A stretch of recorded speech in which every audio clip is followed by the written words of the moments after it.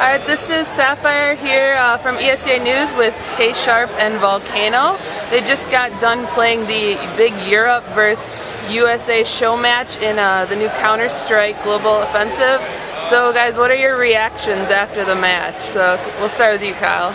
I mean, obviously I'm disappointed we didn't win, but it was just for fun. You know, the game as it is right now is pre-alpha, so a lot of the changes that we've suggested and worked with them haven't been implemented yet, which means that there's almost no truly accurate gun in the game yet besides the auto sniper, which seemed to be amazing. So I think the game kind of just devolved into an auto sniper war between two teams. But there were serious prizes on the line, so you know, we were trying hard with auto snipers, and we just fell a few rounds short. So is it fun to go up against Europe? Because it's been a few years. Yeah, exactly. It's been a while since we've had to play each other, but yeah, it was fun. I mean, they're a great bunch of guys. We had a good time, and I mean, I wish that it didn't end up in an auto sniper war. It probably would have been a little more entertaining. But what can you do? All right. So what about you? How did you like the match? I feel the same way as Kyle. I mean, obviously disappointed that we lost, but it was a lot of fun. Unfortunately, I only had the auto sniper 2 rounds, I think. So that was a big disadvantage for me, running around with like a Deagle or a Colt or a FAMAS. I mean, it's like a guy peeks out and you're in trouble. But Superman. Yeah, other than that, I mean, like Kyle said, we suggested changes about the recoil, because right now the spread of the bullets is extremely wide and it's very difficult to control. And that's starting after the first bullet. So after you shoot the first bullet, Yeah, so you see all of us looking like really bad. I mean, we're not really that bad. It's just the recoil patterns have not been adjusted yet, I promise. I know there were comments about people saying like, what are these guys doing and why can't they kill anyone, and laughing at everyone. But really, I mean, I'd like to see someone spray 30 bullets and get like more than 1 kill, if that. It's tough right now, so. Alright, well, since you guys have gotten a first-hand experience at CSGO and no one else really has yet, besides a few people, we got some few questions for you from the ESEA community. So first question, a lot of people are asking, would you guys go competitive again if CSGO is a success? Only if they keep the auto sniper, like how it is now. Yeah, I mean, there's more ways to go competitive these days. I mean, back then I think it was pretty much all or nothing, but it seems like people have found a better balance.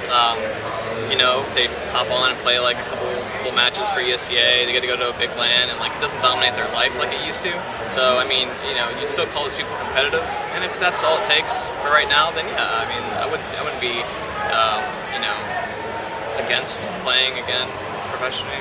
I don't know, whatever you want to call it. Okay, so let's go for a question for you. So what do you think about the deep decoy nade that they implemented, and do you believe they'll keep this in the version? Have you given any suggestions on the decoy nade? Are you okay with it? Well, throughout this testing, that was like one of the last things that we've been able to focus on, just because the recoils are so different than what we're used to. That, like, the battles are it's very difficult to kill somebody. Fell by the wayside. Yeah, that's just kind of pushed back a little bit. I think it's interesting. I mean, like, what I like is that they're making changes to the game. I mean, outside of recoil and whatnot that they're going to fix, they're making changes to the game that aren't going to like completely destroy or create something different. I mean, a decoy nade is what it is. It's like it's like $200, $300. You throw it somewhere, it makes some noise. I mean, it's not game changing, and like that's cool. That's a cool addition to the game. Like, it's not. I don't think it's going to take anything away from the game. So it's not a riot shield. During the match, I think it actually came into play in a 1-on-1. Danny got fooled. He turned around, did like a 180. It's the new smoke trick. So if you see fraud falling for that, it's just a decoy nade. So. On that note, did you happen to catch what's the carrying capacity of nades? Is it the same? It's plus one of everything. Okay. Yeah, and there's 5 different nades. No more double flashes, unfortunately.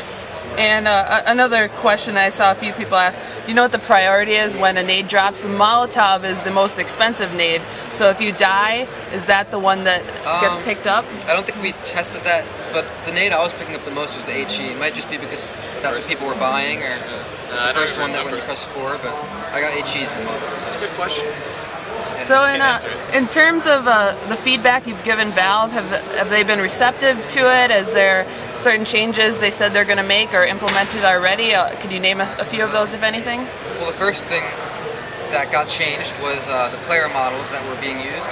They had the CT and the T models that they had originally, as of I think Thursday, were very similar to each other, and with the fog and everything else, we couldn't tell who was who. And you kind of give out a warning shot to your teammate, see who it is, Yeah, and they shoot you back, and then everything's good. there's a lot of TKing. Friendly fire damage is actually lower. Yeah, it's very low. So I don't know. We don't need to discuss that or what everyone thinks about that, but low on the priority list, I guess, right now. For one of the changes that we've kind of been suggesting, but I don't know how much leeway they have on Valve's end, is the fog.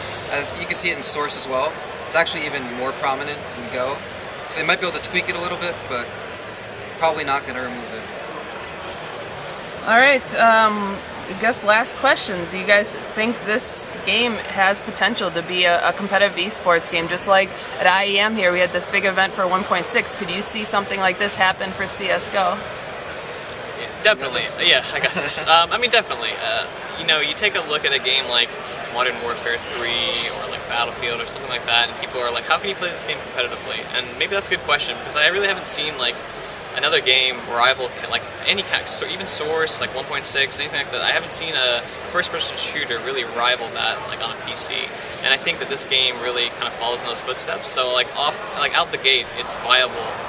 And especially when we have Valve, who's literally here with us, like showing us commands, like giving us inside information on, you know, this is how recoil works, this is how we can adjust it, this is how we can tweak it to fit so it feels like 1.6 or it feels like Source or a mix of both or whatever. I mean, they're so open to pretty much anything that we've suggested so far. So, you know, I think the community has a lot of, you wouldn't believe, like they take a lot of input from community. They knew a lot of things about what people wanted, I guess more so than we did, and some of them are really good ideas competitively. So, you know, it's just nice to have a developer that's really willing to work with us. All right, well, good answer. And with that, thank you for your time, guys, and go enjoy your new BenQ monitors. Yes. Thank you. All right.